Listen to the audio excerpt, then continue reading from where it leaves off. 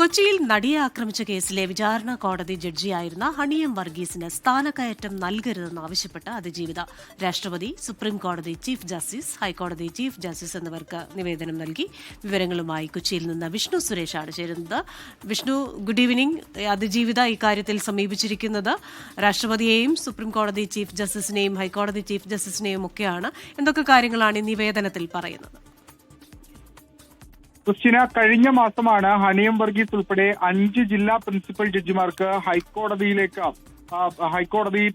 ശുപാർശ നൽകിയത്. അതായത് സ്ഥാനക്കയറ്റം നൽകാൻ ഹൈക്കോടതി തീരുമാനമെടുത്തത്. ഇത് സംബന്ധിച്ച് സുപ്രീം കോടതി കൊളീജിയത്തിന് ഹൈക്കോടതി ശുപാർശ കൈമാറുകയും ചെയ്തു. ഇതിന് പിന്നാലെയാണ് കടുത്ത എതിർപ്പ് അറിയിച്ച് അതിജീവിത, അതോടൊപ്പം തന്നെ അവർക്ക് പിന്തുണ അർപ്പിക്കുന്ന ആളുകൾ രംഗത്തെത്തിയത്. കേസിലെ നിർണായക തെളിവായ ദൃശ്യങ്ങൾ അടങ്ങിയ മെമ്മറി കാർഡ് നിയമവിരുദ്ധമായി പരിശോധിച്ച സംഭവത്തിൽ ഹണിയം വർഗീസിന് പങ്കുണ്ട് എന്നുള്ളതാണ് ഈ നിവേദനത്തിലെ പ്രധാനപ്പെട്ട ആക്ഷേപം. മെമ്മറി കാർഡിന്റെ സുരക്ഷ ഉറപ്പാക്കുന്നതിൽ കോടതിക്ക് വീഴ്ച പറ്റിയെന്നും ദൃശ്യങ്ങൾ ചോർന്നത് തന്റെ സ്വകാര്യതയെ ബാധിക്കുന്നുവെന്നുമാണ് പരാതിയിൽ പറയുന്ന പ്രധാനപ്പെട്ട കാര്യം. ആ ഒരു പശ്ചാത്തലത്തിലാണ് ഈ നിലവിൽ സ്ഥാനക്കയറ്റം അനുവദിക്കരുത് എന്ന നിലപാട് സ്വീകരിക്കണമെന്ന് ആവശ്യപ്പെട്ട് രാഷ്ട്രപതിക്കും സുപ്രീം കോടതി ചീഫ് ജസ്റ്റിസിനും ഹൈക്കോടതി ചീഫ് ജസ്റ്റിസിനുമെല്ലാം അതിജീവിതയും അവരെ പിന്തുണയ്ക്കുന്നവരും ഇപ്പോൾ കത്ത് നൽകിയിട്ടുള്ളത്. 2019 ഹണിയം വർഗീസിനെ നടിയാക്രമിച്ച കേസിൽ പ്രത്യേക ജഡ്ജിയായി ഹൈക്കോടതി നിയമിച്ചത്. കേസിൽ ദിലീപ് അടക്കമുള്ള പ്രതികളെ വെറുതെ വിട്ട വിചാരണ കോടതി വിധിക്കെതിരെ സർക്കാരിന്റെ അപ്പീല് ഹൈക്കോടതിയുടെ പരിഗണനയിൽ നിൽക്കുകയാണ്.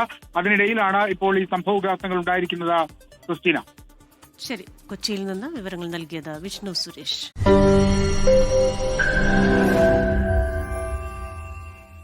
ലോകത്തെവിടെയായാലും ഏത് സമയത്തും 24 വാർത്തകളും ഓഗ്മെന്റഡ് റിയാലിറ്റി പാക്കേജുകളും എക്സ്പ്ലെയിനറുകളും വിശദമായി കാണാൻ ഞങ്ങളുടെ യൂട്യൂബ് ചാനൽ നിങ്ങൾക്ക് സബ്സ്ക്രൈബ് ചെയ്യാം.